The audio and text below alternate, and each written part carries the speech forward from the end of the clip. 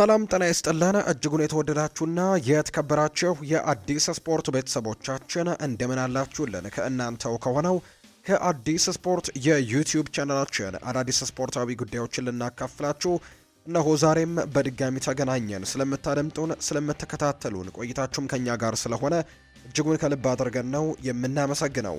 በዛሬው ፕሮግራማችን የተለያዩ ስፖርታዊ ጉዳዮችን ወደ እናንተ እያደረስን ቆይታን የምናደርግ ይሆናል። ከነዚህ መካከል ትልልቆቹን የአውሮፓ ክለቦች የተመለከቱ እጅግ በርከት ያሉ ስፖርታዊ ጉዳዮችን ወደ እናንተ እያደረስን ቆይታን የምናደርግ ነው የሚሆነው። ትልልቆቹን የአውሮፓ ክለቦች ዛሬ እንመለከታለን። ማንቸስተር ዩናይትድ፣ አርሰናል፣ ቼልሲ፣ ሊቨርፑል፣ ሪያል ማድሪድ፣ ባርሴሎናን ጨምሮ ሌሎችም የአውሮፓ ታላላቅ ክለቦችን እንመለከታለን። ከዛ ውጭ ግን ትላንትና የተደረጉ ጨዋታዎች አሉ። በእንግሊዝ የኤፍኤ ካፕ መርሃ ግብር ትላንትና 3 ጨዋታዎች ተደርገዋል። ስለ እነሱ ጨዋታዎች እናነሳለን። በስፓኒሽ ላሊጋም ሲጠበቁ የነበሩ ጨዋታዎች ነበሩ። በተለይ ባርሴሎና ከአትሌቲኮ ማድሪድ ጋር ያደረጉት ጨዋታ በርካቶች በጉጉት ሲጠብቁት ነበር። እሱ ጨዋታ ትላንትና ምሽት የተደረገ ነው። ሪያል ማድሪድም እንዲሁም ሽንፈት ያስተናገደበት ሌላኛ ምሽትን ያስተናገደበት ጨዋታን አድርጎ ተጠናቋል ትላንትና። ከዛ ውጪ በሌሎች ሊጎችም የተደረጉ የጨዋታ ውጤቶችን በስፋት እያነሳን ቆይታን እናደርጋለን። እስከ ፕሮግራማችን ፍጻሜ ድረስ ከኛ ጋር አብራችሁ ቆዩ። ከመሸጋገሪያ በኋላ በድጋሚ እንገናኛለን። እናንተ ግን ሀሳብ አስተያየቶቻችሁን ኮሜንት ቦክስ ላይ እየጻፋችሁልን እንዲሁ ቪዲዮአችንን ላይክ እያደረጋችሁ ከኛ ጋር አብሮነታችሁን እንድታሳዩን ነው በአክብሮት የምጋብዘው። ከመሸጋገሪያ በኋላ እንገናኛለን። አብራችሁኝ ቆዩ።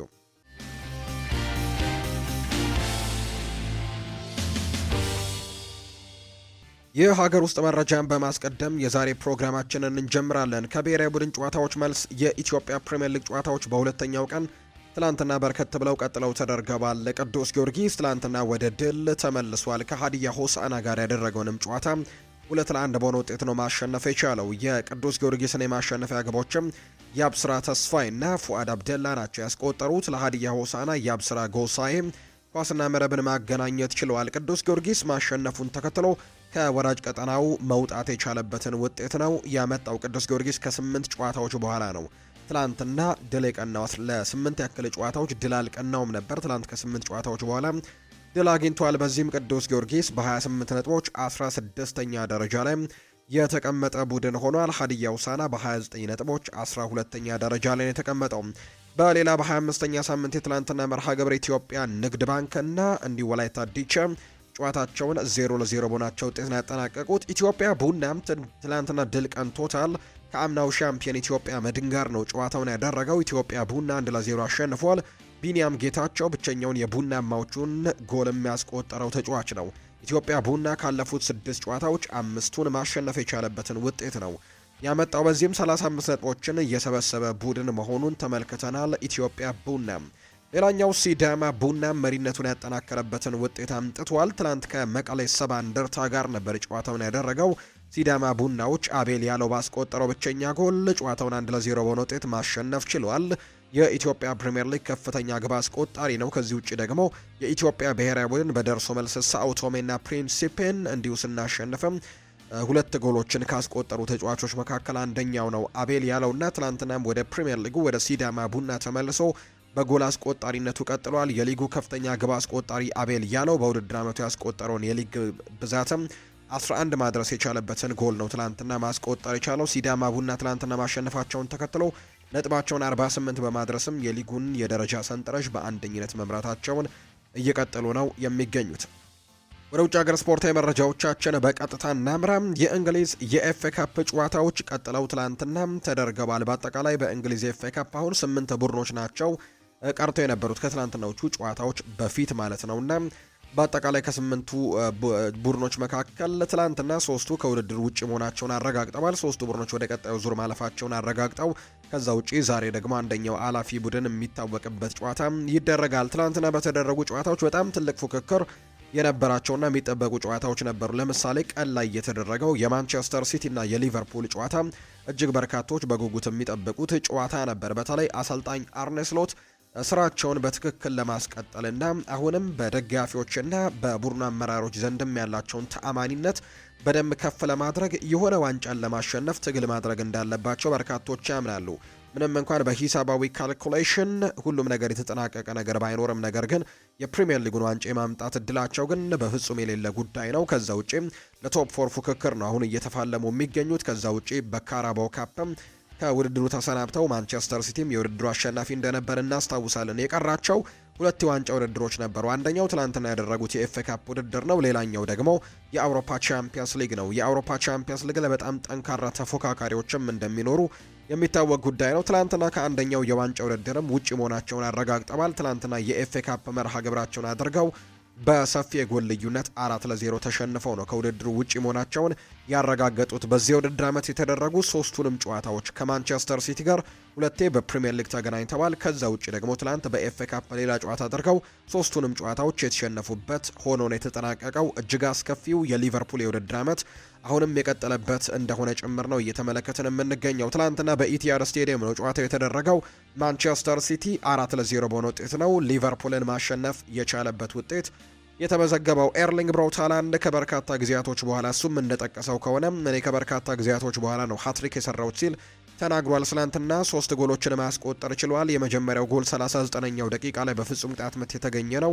ከዛ ውጪ የመጀመሪያው 45 ሊጠናቀቅ ሲልም ከአንቷን ሴሜን የተሻገረለትን ኳስ በጭንቅላቱ አስቆጥሮ ጨዋታውን 2-0 ነው የመጀመሪያው 45 የጨዋታ ክፍለ ጊዜ እንዲጠናቀቅ ያደረገው። ከዛ ውጪ ግን ሴሜኒዮና ኤርሊንግ ሃላንድም ጎሎችን አስቆጥረው በአጠቃላይ ሊቨርፑልን 4-0 በሆነ ውጤት ማሸነፍ ችለዋል። ማንቸስተር ሲቲዎች ሃላንድ እንዳልኳቸው ትናንትናም ሃትሪክ መስራት የቻለበት መርሃ ግብር ሆኖ ተጠናቋል። በሊቨርፑል በኩል ምንም እንኳን መሐመድ ሳላ 64ኛው ደቂቃ ላይ የፍጹም ቅጣት ምት አግኝቶ የነበረ ቢሆንም ሳይጠቀምበት የቀረበትን አጋጣሚ ጭምር ነው የተመለከትነው። በኳስ ቁጥጥሩ ረገድ ተመጣጣኝ አይነት ፉክክሮች ተመልክተናል። 50-50 የነበረ የኳስ ቁጥጥር ነበራቸው በሁለቱ ቡድኖች በኩል። በሁለተኛው 45 የጨዋታ ክፍለ ጊዜም በተወሰነ መልኩ ሊቨርፑሎች የኳስ ቁጥጥሩን ለማድረግ ሙከራዎችን አድርገዋል። በአጠቃላይ በጨዋታው ላይ ግን ማንቸስተር ሲቲዎች 11 የጎል ሙከራዎችን ያደረጉት፣ 7ቱ ኢላማቸውን ጠብቀው 4 ወደ ጎልነት ተቀይረዋል። በሊቨርፑል በኩልም ተመሳሳይ 11 ሙከራዎችን ተመልክተናል። ነገር ግን ምንም አይነት ጎሎች የተቆጠረበትን አጋጣሚ ጭምር አልተመለከትንም። ትናንትና አሰልጣኝ ፔፕ ጓርዲዮላ በቋሚነት ግብ ጠባቂውን መምረጥ የፈለጉት ጄምስ ትራፎርድን ነው። በካራባው ካፕ የፍጻሜ ጨዋታ ላይ በጣም ጥሩ የሚባል ፐርፎርማንስን አሳይቶ እንደነበረ እናስታውሳለን። በትላንትናው ጨዋታ ላይ ጥሩ ሴቮችን ያደረገበትን አጋጣሚ ጭምር ተመልክተናል። እንዲሁ የፍጹም ቅጣት ምቱንም ጨምሮ ማለት ነውና ጥሩ ምሽቶችን እያሳለፈ ይገኛል ጄምስ ትራፎርድ። ምንም እንኳን የጂያንሉጂ ዶናሩማ ተጠባባቂ ቢሆንም በዚህ ቡድን ውስጥ አሁንም ግን ጥሩ ነገሮችን ማሳየት እንደሚችል የሚያሳይበት አይነት ፐርፎርማንስን ነው ትላንትና አሳይቶ መውጣት የቻለውና በአጠቃላይ ለማንቸስተር ሲቲ እጅግ በጣም ቆንጆ የነበረ ውጤትን ነው ትላንትና ማስመዝገብ የቻሉት። ከፔፕ ጓርዲዮላ የሚመራው ማንቸስተር ሲቲ ለተከታታይ 8 ዓመታትም ነው ለኤፍኤ ካፕ ግማሽ ፍጻሜ የደረሱት። ይሄ እጅግ አስደናቂ ታሪክም ሪከርድም ጭምር ነው።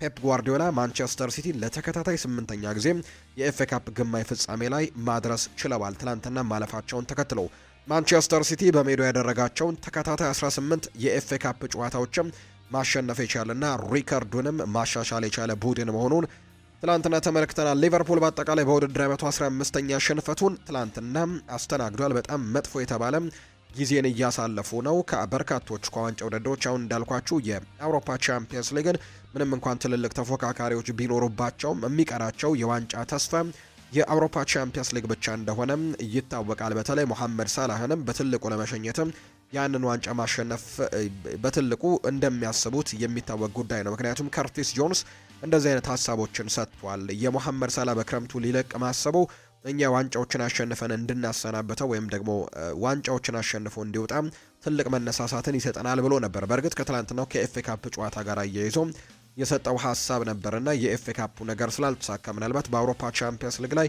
በጠንካራ ተፎካካሪነት ይመለሳሉ ተብሎ ይታሰባል። ትላንትና ማንቸስተር ሲቲ በሜዳው ያደረጋቸውን ያለፉትን 17 የኤፍኤ ካፕ ጨዋታዎች ማሸነፍ የቻለበት ውጤት ሆኖ ነው የተመዘገበው። ማንቸስተር ሲቲ ትናንትና በሜዳው ያደረጋቸውን ያለፉትን 18 የኤፍኤ ካፕ ጨዋታዎች ማሸነፍ የቻለበትንና ሪከርድ መስበር የቻለበትን ውጤት ነው ያስመዘገበው። ትናንትና ማሸነፋቸውን ተከትሎ በ1881 በክላርፍ ሮቨርስ የተያዘውን በብዙ ተከታታይ የሜዳ ጨዋታዎች የማሸነፍ ሪከርድን መስበራቸውን አረጋግጠዋል። ሁለቱ ክለቦች ትላንትና በውድድር ዓመቱ ለሶስተኛ ጊዜ ነው የተገናኙት። እንዳልኳቸው ሁለቱ በፕሪሚየር ሊግ ጨዋታዎች በቅርብ ጊዜ እንኳን የምናስታውሰው ድራማዎች የነበሩበት ጨዋታ ማንቸስተር ሲቲ 2-1 በሆነ ውጤት ያሸነፈበትን ጨዋታም የምናስታውሰው ነው። ኤርሊንግ ሃላንድ ጎል ያስቆጠረበት በፍጹም ቅጣት ምት።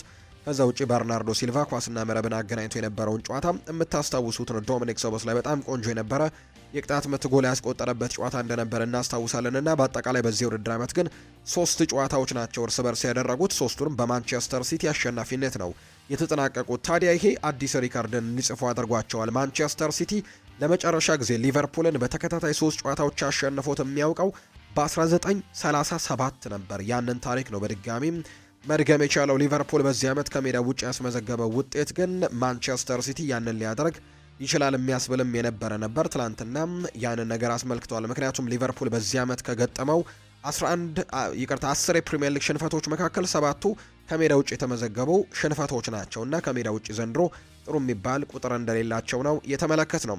ሃትሪክ የሰራው ኤርሊንግ ሃላንድ ይናገራል። ሃትሪክ መስራት በጣም ናፍቆኝ ነበር ሲልም ነው ኤርሊንግ ብራውት ሃላንድ የተናገረው። የማንቸስተር ሲቲ ዋጥቂ ኤርሊንግ ሃላንድ በድጋሚ ወደ ዌምብሌ በማምራታችን ተደስተናል በማለት ጭምር ነው የሚናገረው። በዚህ ክለብ ውስጥ ዋንጫ ማሸነፍና ምርጥ እንቅስቃሴ ማድረግ አለብን፣ ደስተኞችም ነን ሲልም ነው ሃላንድ አስተያየቱን የሰጠው። አክለውም በማንቸስተር ሲቲ ማሊያ ሃትሪክ ከሰራውኝ ቆይቼ ነበር፣ ዳግም ይህንን ለማድረግ ትክክለኛው ጊዜን በማግኘት እጅግ በጣም ተደስቻለሁ ሲልም ጭምር ነው ከትላንትናው የሃትሪኩ ድል በኋላ ሀሳቡን የሰጠውና በጣም ቆይቼ ነበር አሁን ግን ተደስቻለሁ ሲልም ጭምር ሀሳቡን ሰጥቷል። ይህንን ሀሳብ የተናገረው ኤርሊንግ ሃላንድ ነው። ሌላኛው አሰልጣኝ አርነ ስሎት ከትላንትናው ጨዋታ በኋላ ሀሳባቸውን ሰጥተዋል። የሊቨርፑሉ አሰልጣኝ አርነ ስሎት ከጨዋታው በኋላ በሰጡት አስተያየት ውጤቱ በራሱ ይናገራል ሲሉ ነው የተናገሩት። በጣም ተመሳጭተናል ያሉት አርነ ስሎት ከውድድሩ በመውጣታችን ብቻ ሳይሆን የተቆጠረው ጎል ባሳየነው ነገርም በጣም ተበሳጭቼበታለሁ ሲሉ ጭምር ተናግረዋል። ቡድናቸው እድሎችን መጠቀም ተስኖት እንደነበር የገለጹት አሰልጣኙም በፍጹም ቅጣት ምት እንደሚያስቆጥሩ ድረስም ተቀራራቢ ነበረን ፔናልቲው እስኪቆጠር ድረስ፣ ከዛ በኋላ ግን መቆጣጠር አልቻልንም ሲልም ጭምር ነው የተናገረው። ዛሬ ያለው ጥሩ ነገር ተጨማሪ ግብ ስላልተቆጠረብንና በዚህ ውጤት ብቻ ተጠናቆ መውጣቱ በጣም ጥሩ ነገር ነው እንጂ ከዚህ በላይም የከፋ ነገሮችን ልናስተናግድ የምንችልበት ነገር ነበረን ሲልም ጭምር ነው የተናገረው። በጣም የሚያበሳጭ ነው ከውድድሩ መውጣታችንም በጣም አበሳጭቶናል፣ ሌላ የሚያበሳጭም ጨዋታ ነበር ሲልም ጭምር ነው የተናገረው። ሮቢ ፎለር በርካቶች የሚስማሙበትን ሀሳብ ነው የሰጠው። እንደ ዛሬው አይነት በራስ መተማመን የሌለው የሊቨርፑል ቡድን በፍጹም አይቼ ያላውቅም ሲል ነው ሮቢ ፎለር ከትላንትናው ጨዋታ ጋር አያይዞ ሀሳቡን የሰጠውና በርካቶች በዚህ ሀሳብ ላይ ይስማማሉ። ሊቨርፑል ትላንትና በራስ መተማመኑን አጥቶ እንደነበር በርካቶች ሀሳቦቻቸውን ሰጥተዋል። ዶሚኒክ ሶቦስላይ ይናገራል። የማሸነፍ መንፈሳችን በቂ አልነበረም፣ አስተሳሰባችንም በቂ አልነበረም ሲል ዶሚኒክ ይናገራል። አንድ ነገር ስታደርግና ምንም ውጤት ከሌለው ምንም ትርጉም የለውም። እድሎችን አግኝተናል፣ ነገር ግን አልተጠቀምንበትም። እንዲሁ ደግሞ ቅጣታችንን ተቀብለን ወጥተናል፣ 4-0 ተሸንፈን ወጥተናል ሲልም ነው ዶሚኒክ ሶቦስላይ የተናገረው። ከዚህ በፊት አንድ አስቴትን ሲሰጥ ተመልክተነዋል። ዶሚኒክ ሶቦስላይ በተለይ ለደጋፊዎች ጨዋታው ሳይጠናቀቅ ጨዋታዎችን አቋርጣችሁ አትውጡ የሚል አይነት ሀሳብን አስተላልፎ እንደነበር እናስታውሳለን። ትላንትና በድጋሚ ያን ነገር ተናግሯል። ዶሚኒክ ሶቦስላይ የትላንትናው ጨዋታ ሳይጠናቀቅ ለወጡና እየወጡ ለነበሩ የሊቨርፑል ደጋፊዎችም ሀሳቡን ሰጥቷል። ወዴት ነው ጥላችሁን የምትሄዱት? በእንደዚህ አይነት ሁኔታ አትተውን አይነት የሚመስል አይነት ምልክትም እያሳየ እንደነበር ጭምር ነው የተገለጸውና ዶሚኒክ ሶቦስላይ እንደዚህ አይነት ሀሳቦችን አሁንም እንደሰጠ የሚያሳዩ መረጃዎች አሉ። በአጠቃላይ ግን ማንቸስተር ሲቲ የትላንትናውን ጨዋታ በማሸነፉ ወደ ቀጣዩ የእንግሊዝ ኤፍኤ ካፕ ደረጃ ወይም ወደ ቀጣዩ ዙር ማለፉን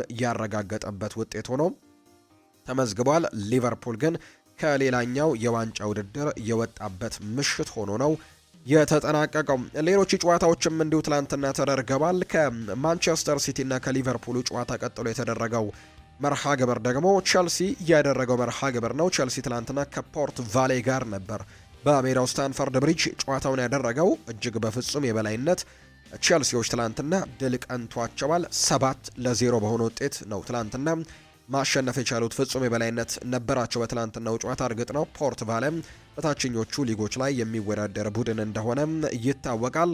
ትላንትና ግን በርከት ያሉ የቸልሲ ተጫዋቾች ኳስና መረብን ያገናኙበት መርሃ ግብር ነበር ብሎ ማንሳት ይቻላል። ትላንትና ቸልሲዎች ከሞከሯቸው 20 ሙከራዎችና ኢላማቸውን ከጠበቁላቸው ሙከራዎች መካከልም በአጠቃላይ ኢላማቸውን ከጠበቁ 11 ሙከራዎች 7ቱን ወደ ጎልነት የቀየሩበት የጨዋታ ውጤትን ማስመዝግበው የወጡት በአጠቃላይ ለቸልሲ ዡሪየል ሃቶ፣ ዣ ፔድሮ፣ ቶሲና ደርቤው፣ አንድሬ ሳንቶስ፣ ኤስቴቫ ዊሊያን፣ አሌሃንድሮ ጋርናቾ እና ጋብሪኤል በራሱ ጎል ላይ 7 የተለያዩ ተጫዋቾች ኳስና መረብን ማገናኘት ችለዋል። ቸልሲ ማሸነፉን ተከትሎ የኤፍኤ ካፕ የግማሽ ፍጻሜውን መቀላቀል የቻለበት ውጤት ነው የተመዘገበው። ቸልሲ ከ4 ተከታታይ ሽንፈት በኋላ ነው ወደ ድል የተመለሱት። በፕሪሚየር ሊጉና በሌሎች ውድድሮችም በአውሮፓ ቻምፒየንስ ሊግም በፓሪስ ሰን ዠርሜን አስከፊ ሽንፈቶች ገጥሟቸው እንደነበር እናስታውሳለን። በአጠቃላይ ግን በሁሉም ውድድሮች ካደረጓቸው ጨዋታዎች 4 ተከታታይ ሽንፈቶች በኋላ ነው ትላንትና ወደ ድል የተመለሱት። ፖርት ቫለንም 7-0 በሆነ ውጤት ማሸነፍ ችለዋል። በትናንትናው ጨዋታ ቸልሲዎች በቀጣይ በጣም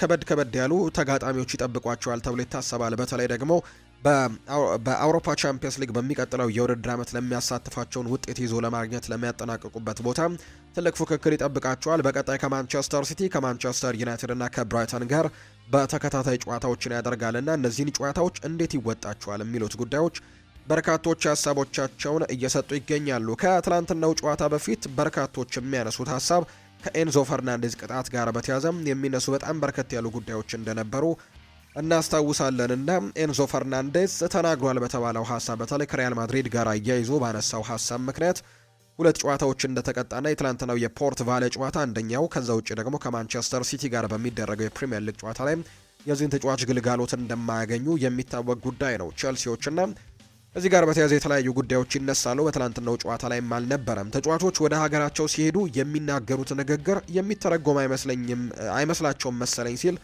ይናገራል። የቀደመውም ተጫዋች የነበረው የማንቸስተር ሲቲው ተከላካይ የነበረው ዩሊያን ሌስኮት ነው ይህንን ሀሳብ የሰጠው።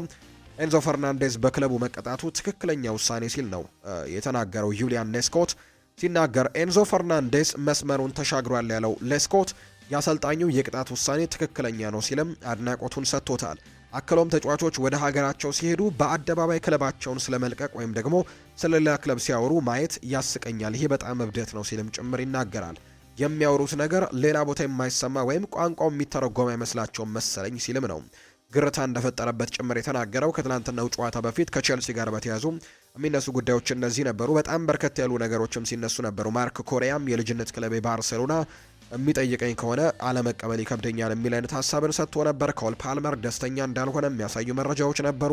በቼልሲ ቤት ውጥንቅጡ የወጣ ነገር እንዳለ የሚያሳዩ ነገሮች ነበሩ። በተለይ ከተጫዋቾቹ ጋር ብቻ ሳይሆን ከቡድን ማኔጅመንት ወይም ከብሉኮ ከሚባሉት የቼልሲ ባለቤቶች ጋር በተያዘ በርካቶች ጥያቄዎችን ደጋፊዎችም የተቃውሞ ነገር ለማሰማትም ዝግጁ እንደሆኑና እየተሰባሰቡ እንደሆነ የሚያሳዩ ነገሮች እንደነበሩ የምናስታውሰው ነው። በዛ መንገድ ውስጥ ቢሆንም ትላንትና ግን የሊያም ሮስኒየር ቡድን ፖርት ቫለን 7-0 በሆነ ውጤት በማሸነፍ ወደ ቀጣዩ የኤፍኤ ካፕ ዙር ማለፋቸውን አረጋግጠዋል። አላማችን አመቱን በዋንጫ ማጠናቀቅ ነው ብሏል። ቶሲና ደርቤዮ ነው ይህንን ሀሳብ የሰጠው። የሰማዮቹ ተጫዋች ቶሲን ቡድናቸው በኤፍኤ ካፑ ስኬታማ መሆን እንዳለበትና እንደሚፈልግ ጭምር ነው የተናገረው። አላማችን የውድድር አመቱን በዋንጫ መፈጸም ነው ያለው ቶሲና ደርቤዮ ለፍጻሜ መድረስና ኤፍኤ ካፑን መውሰድም እንፈልጋለን ሲልም ጭምር የተናገረው። በኤፍኤ ካፕ ሁሉም ነገር ሊፈጠር ይችላል። ጥሩ ነገሮችንም ካልተንቀሳቀሰን ከባድ እንደሚሆንም አውቀን ነበር፣ ምክንያቱም የፕሪሚየር ሊጉ ክለብን አሸንፈው ነው የመጡት ሲልም ነው ቶሲን የተናገረው። ሌላኛው ጄሚ ፍሎይድ ደግሞ ሃይሰል ባክም ሲናገር ይህ ክለብ ዋንጫዎችን ለማሸነፍ ነው የሚጫወተው፣ ዋንጫዎችን ለማሸነፍ እድል አግኝተዋል፣ በ7 ግቦችም ጥሩ ብቃትን የታየበት ጨዋታ ሆነው ነው ያጠናቀቁት ሲል ጄሚ ፍሎይድ ሃልሰን ባንክ ሀሳባቸውን ሰጥተዋል።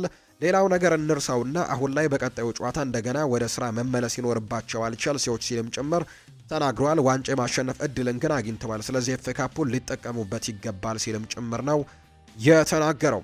ሌላኛው ሊያም ሮስኒየርም ስለ ኤስቴቫ ዊሊያን አንዳንድ ጉዳዮችን አጋርቷል። ትናንትና ጎል ካስቆጠሩ ተጫዋቾች መካከል አንደኛው ነው ኤስቴቫኦ። በእርግጥ ባለፉት ጥቂት ሳምንታት በጉዳት ምክንያት ይህንን ቡድን ማገልገል እንዳልቻለ የምናስታውሰው ነው። ትናንትና ግን ወደ ሜዳ ተመልሶ ጎልም አስቆጥሯል። የእሱ አቅም ገደብ የለውም። ናፍቆን ነበር፣ ወደ ሜዳ ገብቶ ይጫወታል፣ ሁሌም ኳስ ማግኘት ይፈልጋል፣ በሜዳ ውስጥም በየትኛውም ቦታ ላይ ቢሆን አደገኛ መሆኑን አሳይቷል ሲልም ነው ሊያም ሮስኒየር ስለ ኤስቴቫኦ የተናገሩት።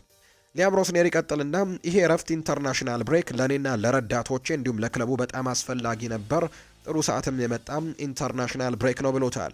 በግልጽ እንደሚታወቀው ተጫዋቾቹ ለብሔራዊ ቡድን ግዳጅ ሄደው ነበር። እኛ እንዳለፍንበት አይነት አስቸጋሪ የ10 ቀናት ጊዜ ውስጥም ሲያልፉ ከዚያ ወጥተው ደግሞ ሁኔታውን ለማስተካከል እየለፉ ነበር እና ምን መስተካከል እንዳለበትም ያውቃሉ። ልክ እኔ አሁንም የሚያምኑኝ ወይም ተስፋ ያልቆረጡ የተጫዋቾች ስብስብ እንዳሉኝ በደንብ አውቃለሁ ሲልም ጭምር ነው የተናገረው ሊያም ሮስኒየር ስለ ፓልመር አምበልነትም ተጠይቋል። ትናንትና ኮል ፓልመር ካፕቴን ሆኖ ተመልክተነዋል። የሚናገሩና በቡድን የሚያደራጁ ተጫዋቾች ይኖሩሃል። የኮል ልዩነቱና ቡድኑን የሚመራበት መንገድ ግን እጅግ ደፋር መሆኑና ሜዳ ላይ ኳስን ለመረከብም ዝግጁ መሆኑ ነው። ስህተት ቢሰራ እንኳን ኳስን ተቀብሎ በድጋሚ በበጎ መንፈስ ይጫወታል። ይህም ደግሞ እኔ በዚህ ቡድን ውስጥም የምፈልገው ነገርን ያንጸባርቃል። በዛሬው ጨዋታ ኮል ፓልመር ቡድኑን በድንቅ ሁኔታ መርቶታል ብዬ አምናለሁ ሲልም ጭምር ነው ሊያም ሮስኒየር ከትላንትናው ጨዋታ ጋር በተያዘም እየተናገረው። በአጠቃላይ ትላንትና ጨዋታውን ማሸነፍ ችለዋል። በፍጹም የበላይነትም ነው ጨዋታውን ማሸነፍ የቻሉት። 77 በመቶ የኳስ ቁጥጥር ነበራቸው። ትላንትና ፖርት ቫሌዎች አንድም ኢላማቸውን የጠበቁ ሙከራዎችን ሳያደርጉ ነው ከጨዋታው የወጡት። 23 በመቶ ነበር የኳስ ቁጥጥራቸው። 4 ሙከራዎችን ያደርገዋል፣ ነገር ግን አንድም ኢላማውን የጠበቀ ሙከራ አላደረገም። በአንጻሩ በቸልሲ በኩል 20 ሙከራዎች ተደርገው 11ዱ ኢላማቸውን የጠበቁ፣ 7ቱ ደግሞ ወደ ጎልነት የተቀየሩ ኳሶች እንደነበሩ ተመልክተናል። በአጠቃላይ ቸልሲ ፖርት ቫለን 7-0 በሆነ ውጤት ያሸነፈበት ጨዋታ ሆኖ ነው የትላንትናው ጨዋታ የተጠናቀቀው።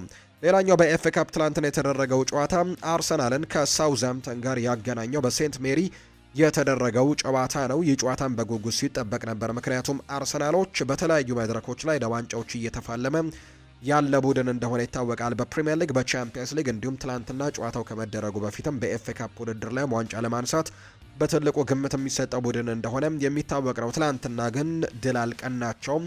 ለሶስትዮሽ ዋንጫ ለአራትዮሽ ዋንጫ ነበር በካራባው ካፕ በማንቸስተር ሲቲ ተሸንፈው ዋንጫውን ኳጡ በኋላ ትሬብልን ለማሸነፍ ወይም ሶስትዮሽ ዋንጫን ለማሸነፍ ሙከራዎችን እንደሚያደርጉ ሲናገሩ ነበር። ትላንትና ደግሞ ከኤፍኤ ካፕ ውድድር ውጪ መሆናቸውን አረጋግጠዋል አርሰናሎች። ምክንያት ከተባለ በሳውዝሃምፕተን 2-1 በሆነ ውጤት ትላንትና ምሽት በሴንት ሜሪ ተሸንፈው ነው ጨዋታውን ያጠናቀቁት። ስቱዋርትና ቻርልስ የሳውዝሃምፕተንን 2 ግቦች ማስቆጠር ችለዋል። ምንም እንኳን ቪክተር ዮኬሬሽ ለአርሰናል ኳስና መረብን ማገናኘት ቢችልም አርሰናልን ግን በውድድሩ ማቆየት አልቻለም። ጨዋታው 2-1 በሆነ ውጤት ተጠናቆ አርሰናሎች ከኤፍኤ ካፕ ውድድር ውጪ መሆናቸውን አረጋግጠዋል።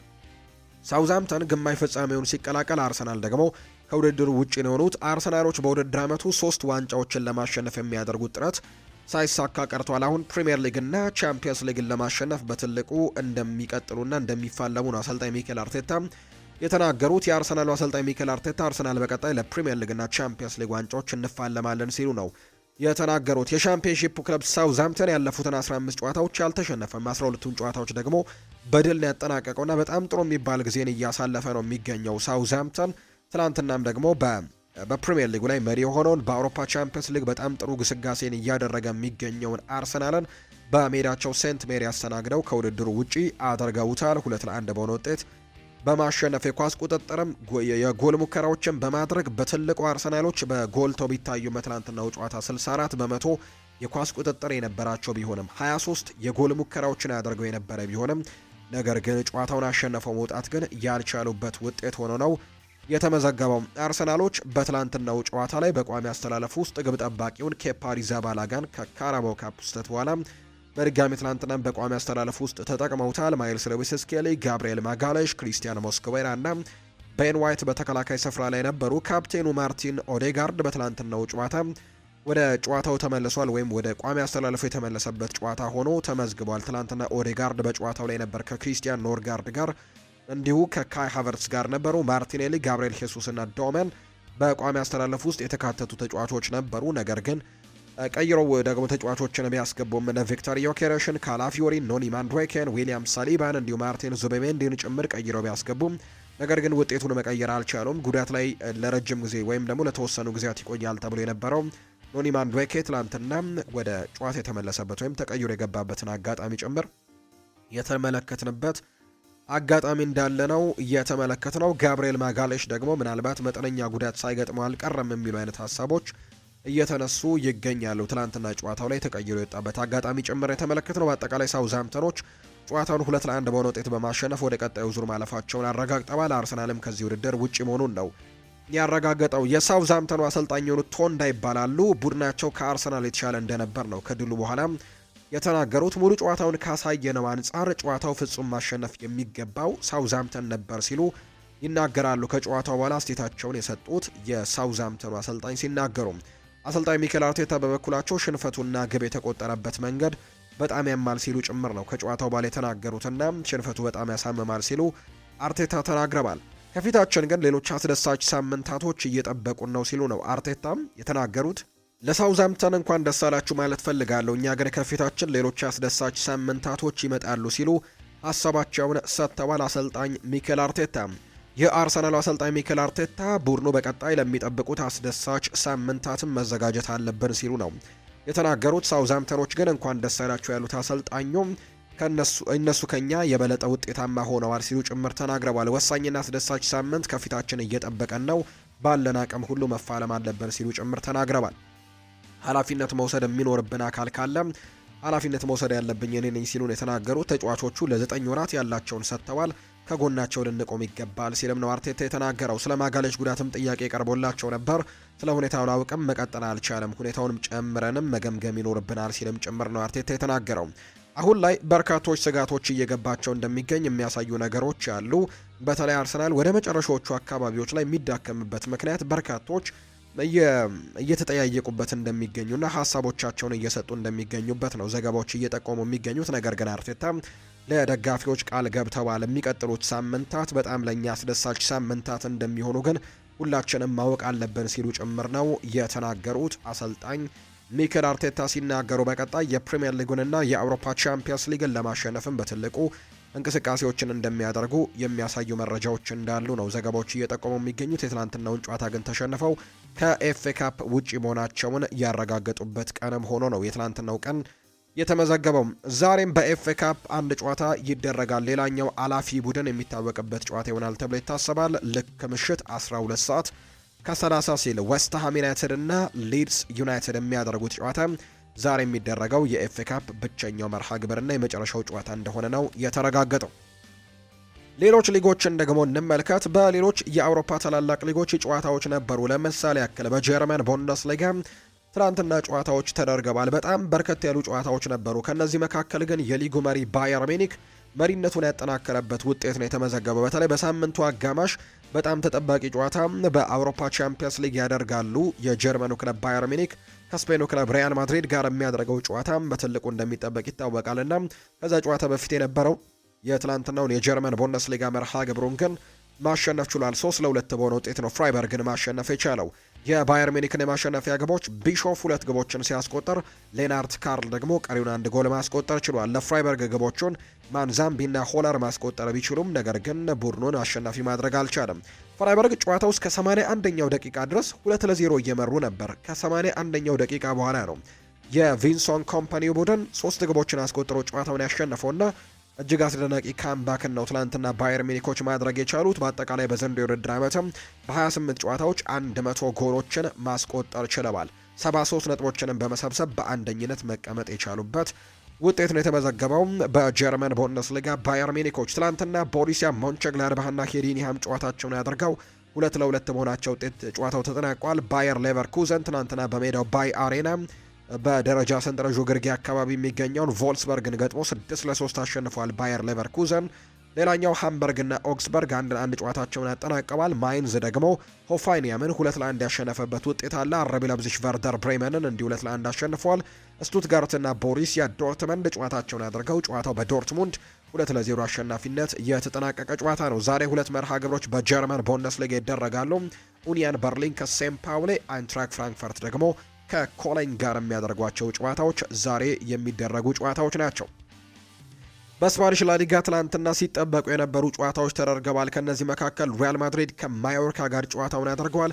ከዛ ውጭ ደግሞ ሌላኛው አትሌቲኮ ማድሪድ እና ባርሴሎና ያደረጉት መርሃ ግብረም ትላንትና ሲጠበቁ ከነበሩ ጨዋታዎች መካከል ዋነኞቹ ናቸው። በተለይ በስፓኒሽ ላሊጋ የዋንጫ ፉክክር ላይ ትልቅ ለውጦችን የሚያመጡ አይነት ጨዋታዎች ተደርገው ተወስደው ነበር። የትላንትናዎቹን ጨዋታዎች እንመልከት። ሎስ ብላንኮቹ ናቸው ቀደም ብለው ጨዋታቸውን ያደረጉት። ሪያል ማድሪዶች ከማዮርካ ጋር ያደረጉትን ጨዋታ ግን 2-1 በሆነ ውጤት ተሸንፈዋል። በስፓኒሽ ላሊጋ አሁን ላይ ለዋንጫ ፉክክሩ ወደ ኋላ የቀሩበት ውጤት ሆኖ ተመዝግቧል። የማዮርካ የማሸነፊያ ግብን ሞራሌስ እና ሙሪክ ናቸው ያስቆጠሩት።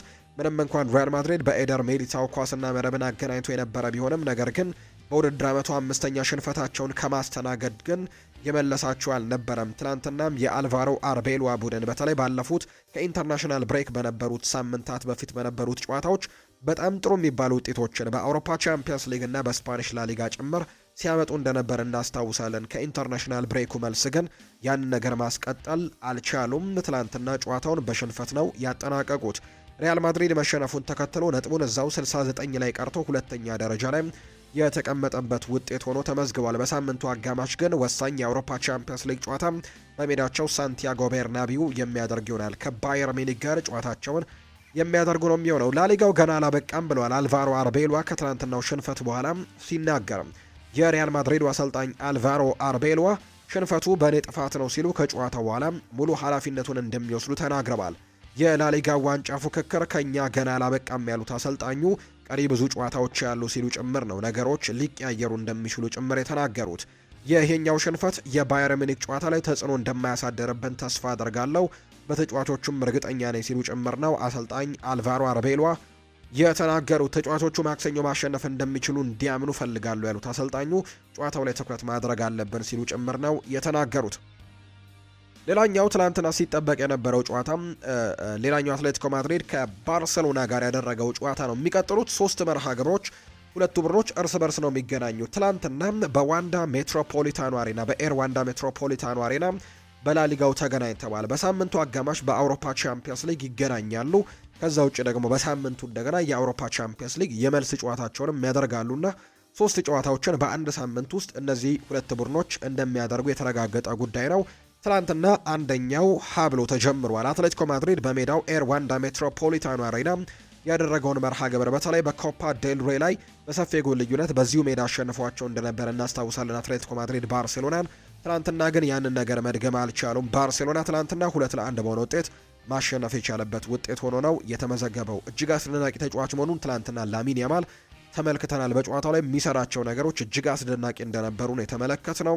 ትናንትና ምንም እንኳን ጎል ማስቆጠር ባይችልም እንዲሁ ደግሞ አሲስትም ጭምር ማድረግ ባይችልም ነገር ግን እንደው ያልጨረሱለት ኳሶች ያሉ እነ ፈርሚን ሎፔዝ ያገኟቸውን አጋጣሚዎች እና ፌራን ቶሬስ ያገኟቸውን አጋጣሚዎች አልተጠቀሙለትም እንጂ ኳስና መረብን ማገናኘት የሚችሉባቸውን በጣም ቆንጆ ኳሶችን ከላሚን ያማል ሲያገኙ እንደነበር ተመልክተናል። እሱም ጎል ለማስቆጠር የቀረበበት አጋጣሚ ነበር። የግቡ ቋሚም የመለሰበት አጋጣሚ ጭምር ትላንትና ተመልክተን ነበር። ትላንትና ግን አትሌቲኮ ማድሪዶች እጅ ሰጥተዋል ለባርሴሎናዎች። 2-1 በሆነ ውጤት ነው ትላንትና ባርሴሎና ጨዋታውን ያሸነፈው። ጂሊያኖ ሲሞኔ የአሰልጣኙ ዲየጎ ሲሞኔ ልጅ የሆነው ተጫዋች ኳስና መረብን አገናኝቶ አትሌቲኮ ማድሪዶችን ቀዳሚ አድርጓቸው የነበረ ቢሆንም ነገር ግን ባርሴሎናዎች በማርከስ ራሽፈርድ እና እንዲሁ ደግሞ በሮበርት ሌቫንዶስኪ ጎል ጨዋታውን 2-1 በሆነ ውጤት ማሸነፍ ችለዋል። አትሌቲኮ ማድሪድ ቀዳሚ ያደረገች ግብ ያስቆጠረው ግን ሲሞኔ ነበር።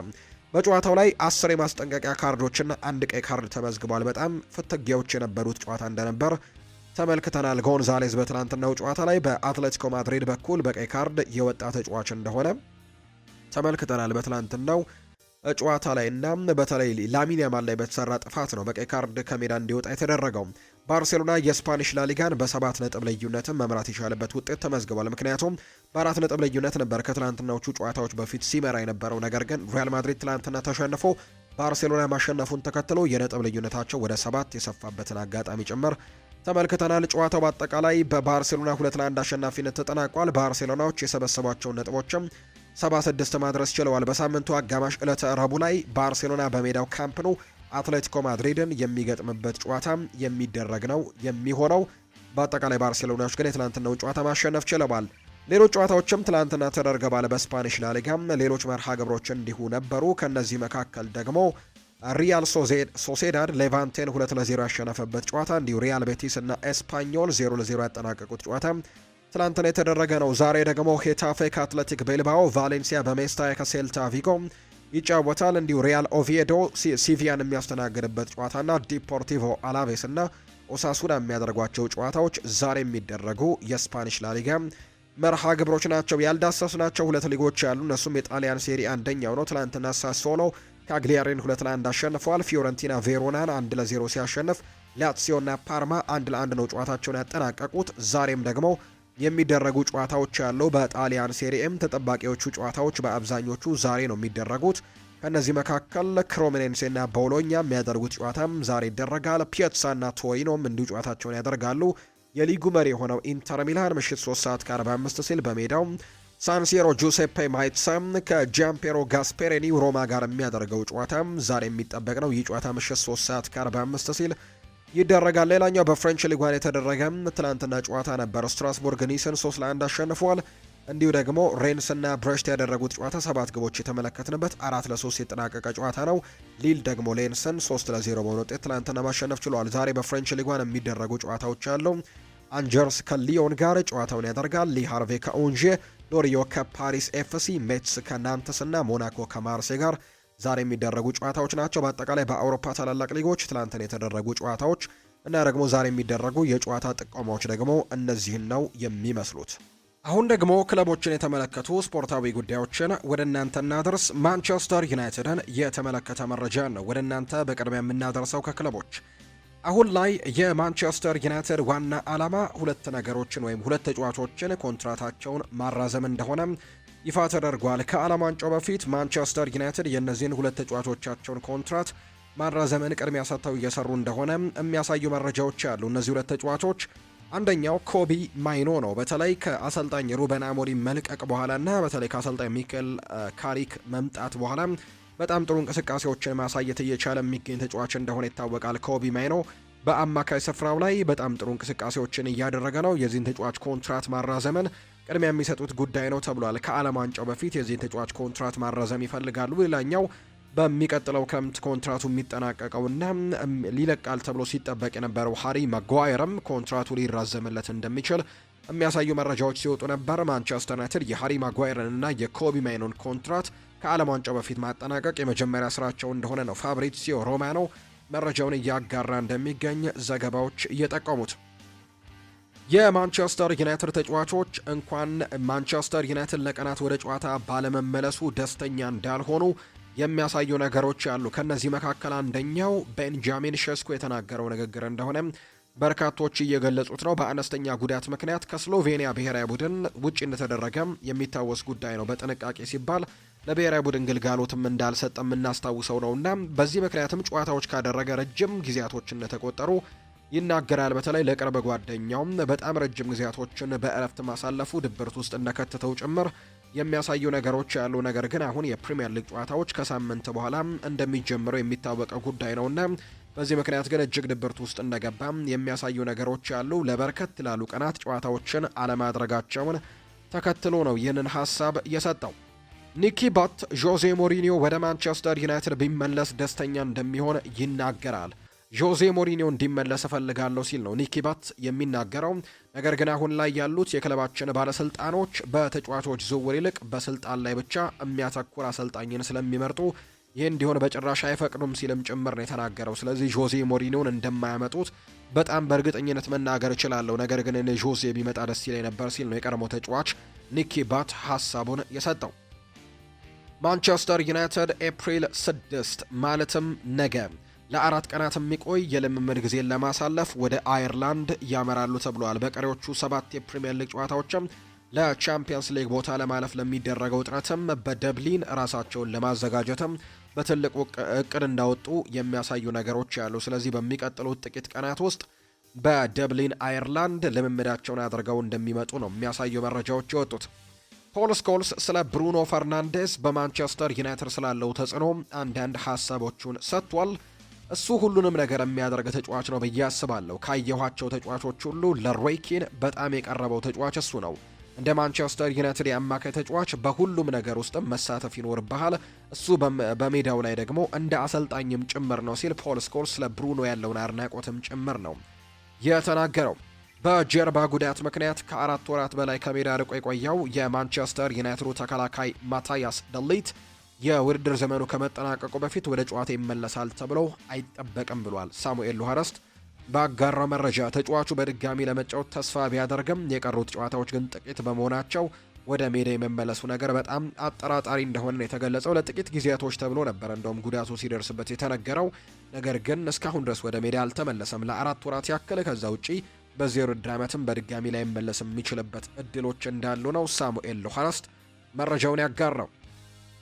ሪያን ጊግስ እና ፖል ስኮልስ እንዲሁ ቆይታዎችን አድርገው ነበርና የተለያዩ አይነት ሀሳቦችን አጋርተዋል። የሁለቱን ሀሳቦች እንመልከት። ቅድሚያ የሪያን ጊግስን ሰፋ ያሉ አስተያየቶችን እንመልከት። ሪያን ጊግስ ማንቸስተር ዩናይትድ አደም ዋርተንን እንዲያስፈርም ነው ምክሩን የሰጠው። ተጫዋቹም ቀድሞውኑ ለማንቸስተር ዩናይትድ መጫወት የሚያስችል አቅም እንዳለው ይናገራል። ሪያን ጊግስ ሲናገር ኮቢ ማይኖ ይቆያል ተብሎ ይጠበቃል፣ ካሴሜሮና ኡጋርቴ ደግሞ የሚለቁ ይመስለኛል ይላል ሪያን ጊግስ ሲናገር። ስለዚህም ያለምንም ጥርጥር የአማካይ ክፍሉ መጠናከር የግድ ይኖርበታል ብሏል። በዩናይትድ ውስጥ ሁልጊዜም ከግራ እግሩ የሚጫወት ተጫዋችን እመርጣለሁ። ስለዚህም አደም ዋርተን ላይ ምንም ቅሬታ አይኖረኝም። ለእኔ ዋርተን ከማንቸስተር ዩናይትድ ጋር የሚስማማውና መጫወት የሚገባው ተጫዋች እሱ ይመስለኛል ሲልም ነው የተናገረው። ሪያን ጊግስ ነው ይህን ሀሳብ የሰጠው። ኳስ መቆጣጠር የሚችል ወደፊት የሚሻገር ኳስን የሚያቀበል ለማጥቃት እንቅስቃሴ ወደፊት የሚሮጥ እንዲሁም የፕሪሚየር ሊግ ልምድ ያለው ተጫዋች ነው። ስለዚህም ይህንን ዝውውር ደግሞ አልቃወመውም፣ አደም ዋርተን ቢመጣ ደስ ይለኛል ብሏል። ሪያን ጊግስ ሲቀጥልና ኤሊዮት አንደርሰንም እንዲሁ ጠንካራ ተጫዋች ነው። ከዋርተንና ከኮቢ ማይኖ ጋር ጥሩ ጥምረቶችም ሊኖራቸው እንደሚችል አምናለሁ። ስለዚህም ሁለቱ ተጫዋቾች ቢሆኑ ደግሞ በጣም ደስተኛ ሆናለሁ ብለዋል። እንግሊዛዊያን ተጫዋቾች ውድ ቢሆኑም ሁለቱም አማካዮች ግን ያስፈልጋሉ ሲልም ነው ሪያን ጊግስ የተናገረው። ሪያን ጊግስ ሲቀጥልና የዩናይትድ የበላይ አመራሮች ካሪክን በአሰልጣኝነት እንዲያቆዩትና ሌሎች አማራጮችን እንዳይመለከቱ አሳስቧል። በአሰልጣኝነት ዓለም ውስጥ በጣም ከባዱ ነገር ጨዋታዎችን ማሸነፍ ነው።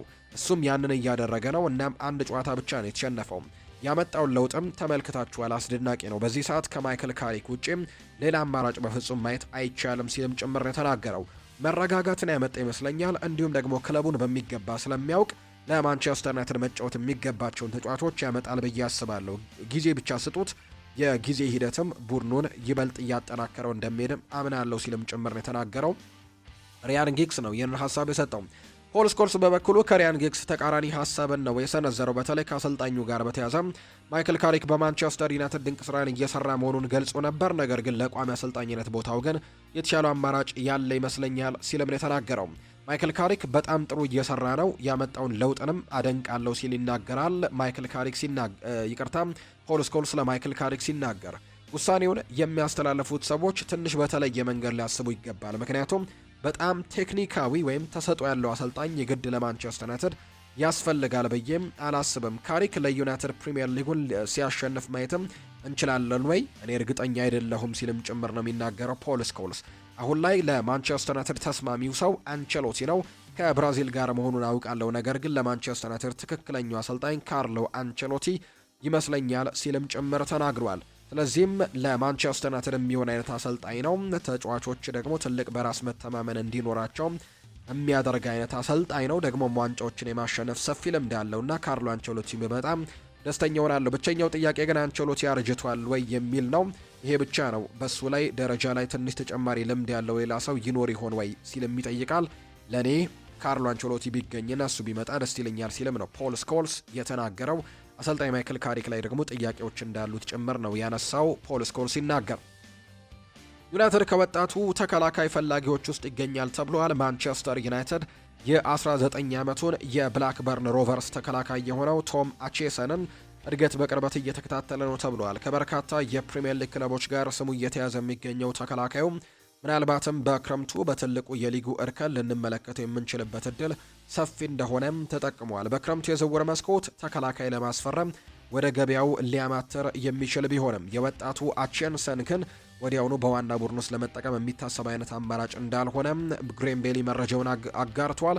ቶትናም፣ ሰንደርላንድ፣ ቦሩሲያ ዶርትመንድ፣ ብራይተን፣ ናፖሊና ሌሎች ቡድኖችም የተጫዋቹ ፈላጊዎች እንደሆኑ ይነገራል። ታዳጊው ከወዲሁ ቀጣዩ ፊል ጆንስ የሚል ቅጽላ ስምም እየተሰጠው እንደሚገኝ ነው የተነገረው። ሌላኛው ፋብሪዚዮ ሮማኖ ያነሳውን ጉዳይ እንመልከት። ከያን ዲያማንድ ጋር በተያያዘ ያነሳው ጉዳይ ነው። ያን ዲያማንዴን በተመለከተ ሁለት መንገዶች አሉ ሲል ነው የሚናገረው ፋብሪዚዮ። አረቢ ለብዚሽ ደሞዙን አሻሽለው አዲሱን ሊያስፈርሙት ይፈልጋሉ።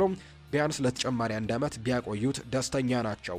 ይህንን ካልፈለግን ግን ዩናይትድ፣ ፓሪስ ሳን ዠርሜን፣ ሙኒክና ሊቨርፑል ተጫዋቹን ስለሚፈልጉት ከ80 እስከ 100 ሚሊዮን ዩሮ የሚሆን ሂሳብም ለብዚሾች ሊሸጡት ይችላሉ። ስለዚህም ሁለት አማራጮች ብቻ ናቸው ሊኖሩ የሚችሉት ሲልም ጭምር ነው የተናገረው ፋብሪዚዮ ሮማኖ። ስለ አይቮሪ ኮስታዊው ያን ዲያማንዴ በበርካታ ትልልቅ ክለቦች ተፈላጊ ስለሆነው የ19 ዓመት ታዳጊ ሀሳቡን የሰጠው ማንቸስተር ዩናይትድም ከነዚህ ክለቦች ወይም ከፈላጊ ክለቦቹ መካከል ዋነኞቹ መካከል እንደሚጠቀስም ነው መረጃዎቹ የሚወጡት።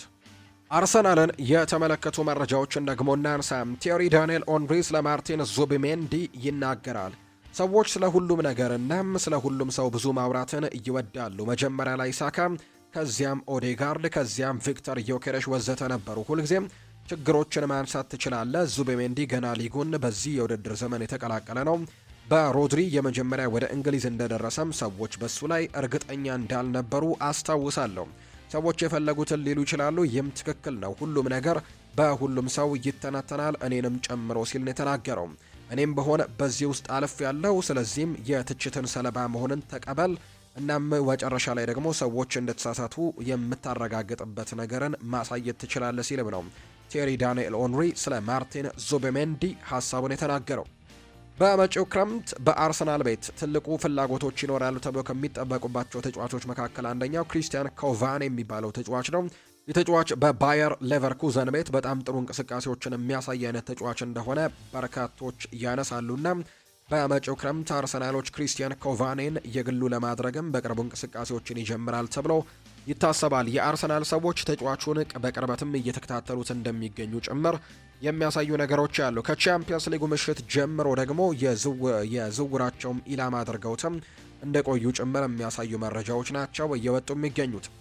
በቀጣይም አመት አርሰናል ስኬታማ ሆኖ መቀጠል ከፈለገም አፍሪካዊ ተጫዋች ማምጣት አለበት ያለው ደግሞ ካሜሮናዊው ሳሙኤል ኤቶ ነው። ይህንን ሀሳብ ሰጥቷል። አርሰናል በቀጣይም አመት ስኬታማ መሆን ከፈለገ አፍሪካውያን ተጫዋቾችን በክረምቱ ማምጣት፣ ወደ ቡድኑ ማካተት የግድ ይኖርበታል ሲል ነው ሳሙኤል ኤቶም የተናገረው። አርሰናሎች ስማቸው ከሁሊያን አልቫሬዝ ጋር እንደተያዘ ሰምቻለሁ ብለዋል ሮብ ዳውሰን የኢኤስፔኑ ጋዜጠኛ ሲናገር። ነገር ግን ሁሉም ነገር እውነት እንደሆነና በዝውውሩ እውነተኛ ፍላጎት እንዳለ ማወቅ የሚቻለው ግን ሲዝኑ ተጠናቆ የዝውውር ጉዳዮች በስፋት የሚነገሩበት ሰዓትና የዝውውር ጉዳዮችም በሚከፈቱበት ሰዓት ነው ብለዋል ሮብ ዳውሰን ስለ ሁሊያን አልቫሬዝ ሲናገር። አርሰናሎች ግን ፍላጎት እንዳላቸውና ይህንን ተጫዋች የማስፈረም ፍላጎቶች እንዳሏቸው የሚያሳዩ መረጃዎች ግን እየሰማው ይገኛለሁ ሲልም ጭምር ነው ሮብ ዳውሰን ሀሳቡን የሰጠው።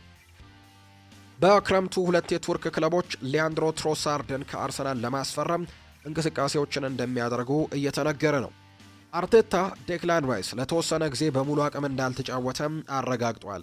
እሱ አስደናቂ ሰው ነው፣ ነገር ግን ለተወሰነ ጊዜ አቋሙ ቀንሶ የቆየና ለቡድኑ በዚህ መንገድም ብቃቱን ማሳየትና ያለማቋረጥም ቁርጠኝነትን ማሳየት የቻለ በመሆኑ ይህ ነገር እንደመጣ አስባለሁ። ለእኛ ምን ያክል መጫወት እንደሚፈልግና ምን ያክል ማሸነፍ እንደሚፈልግም ይናገራል። እናም ይህ ማየት ደግሞ ለእኔ በጣም ጥሩ ነገር ነው ሲልም ጭምር ነው የተናገረው።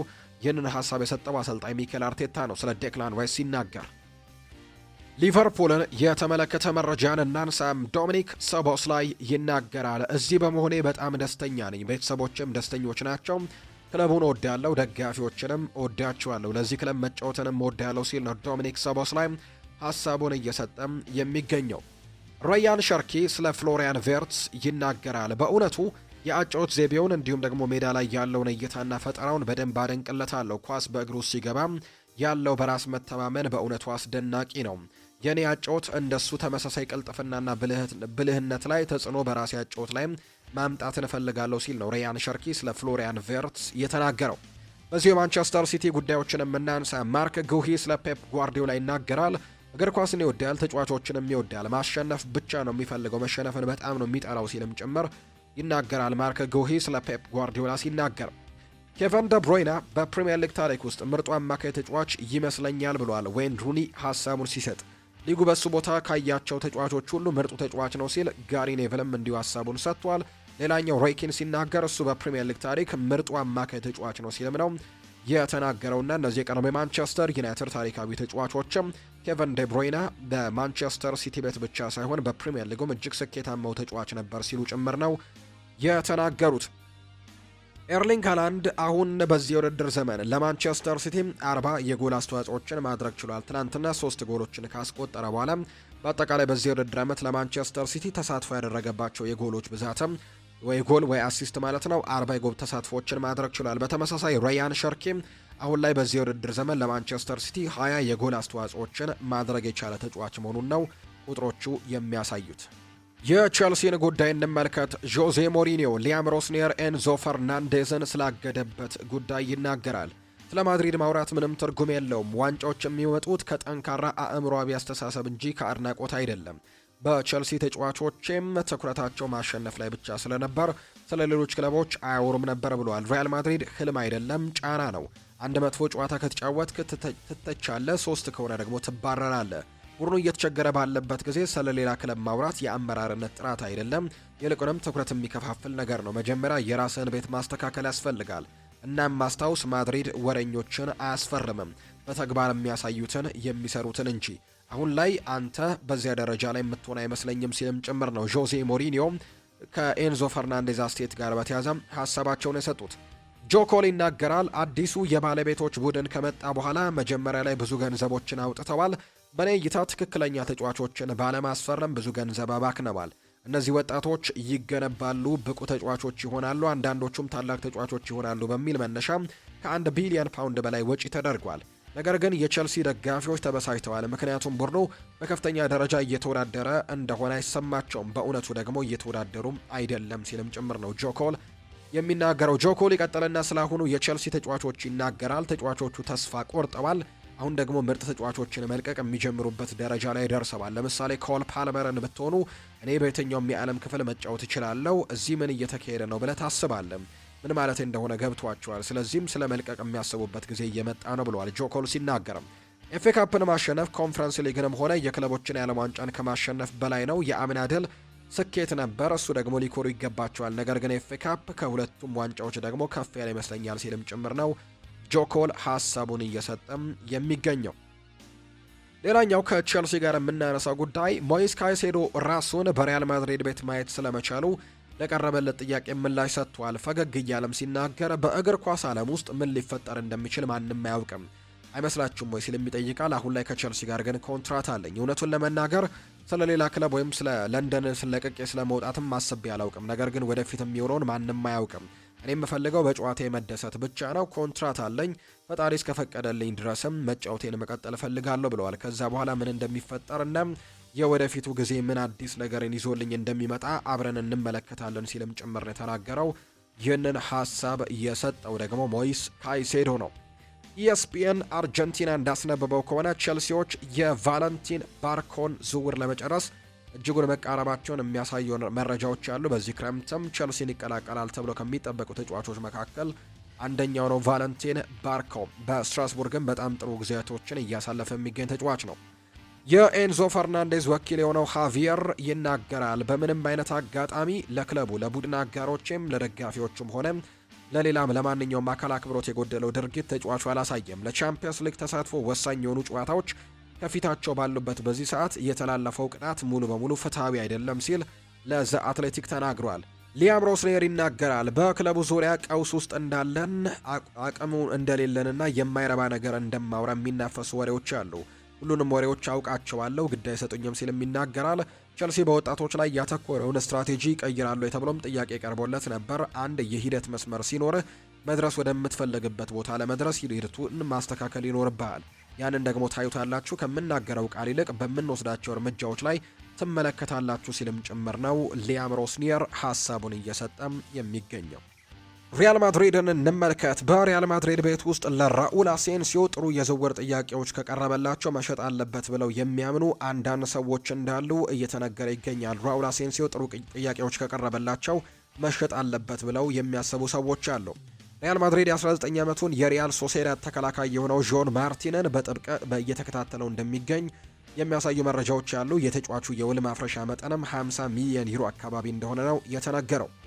ሶስቱም የሪያል ማድሪድ የግራ መስመር ተከላካዮች ፌርላንድ ሜንዲ፣ አልቫሮ ካሬራስ እና ፋራን ጋርሲያ በቻምፒየንስ ሊጉ ባየር ሚኒክን በሚገጥመው አስተላለፍ ውስጥ ቋሚ ለመሆን ያልማሉ።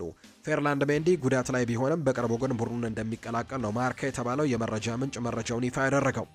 ከሰሞኑ በአውሮፓ ትልልቅ ክለቦች ውስጥ የሚጫወቱ የክለቡ ኮከብ ተጫዋቾች ወደ ሪያል ማድሪድ ለማቅናት ያደረጉት ጥረት የሚደነቅ ቢሆንም ይላል የኤል ቺሪንጊቶ ጋዜጠኛ፣ ሪያል ማድሪድ ግን መራጭ እንጂ አንድ ተጫዋች ለክለቡ መጫወት ስለፈለገ ብቻ ክለቡ ያስፈርማል ማለት እንዳልሆነ ሁሉም ተጫዋች ሊያውቅ ይገባል ብሏል። አልቫሮ ቬራቶ የሪያል ማድሪድ ቀንደኛ ደጋፊ እንደሆነ የሚታወቀው የኤል ቺሪንጊቶ ጋዜጠኛ ነው ይህንን ሀሳብ እየሰጠ የሚገኘው። ነገር ግን የሪያል ማድሪድ ማኔጅመንቶች ከሰሞኑ ኮከቦች ለክለቡ በመፈረም በተዘዋዋሪ እያደረጉት ያለውን እንቅስቃሴ ግን ማድነቃቸውን ይፋ አደርጋለሁ ሲልም ነው ጋዜጠኛው የተናገረው።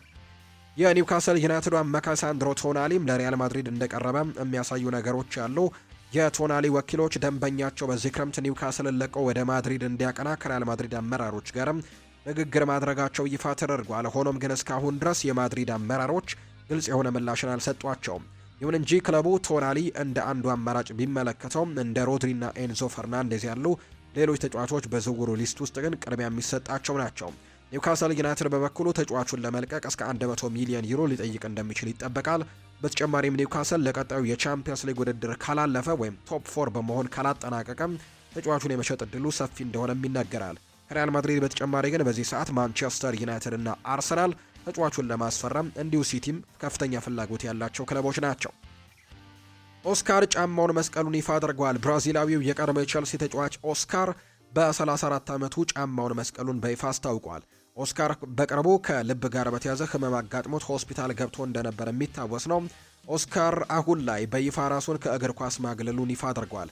የ34 ዓመቱ ኦስካር ባለፈው ዓመት ከቻይናው ክለብ ሻንጋይ ፖርት ጋርም ከ7 ዓመታት በኋላ በመለየት ወደ ሳኦ ፓውሎ ተመልሶ እንደነበር የሚታወስ ነው። ነገር ግን አሁን ላይ ከእግር ኳስ ዓለም ራሱን ማግለሉን የሚያሳዩ መረጃዎች ይፋ ተደርገዋል። የተወደዳችሁና የተከበራችሁ ቤተሰቦቻችን ለዛሬ ያዝንላችሁ አዳዲስ ስፖርታዊ ጉዳዮቻችን እነዚህን ነው የሚመስሉት። ስላደመጣችሁን፣ ስለተከታተላችሁን ቆይታችሁም ከኛ ጋር ስለነበር እጅግ ከልብ አድርገን እናመሰግናለን።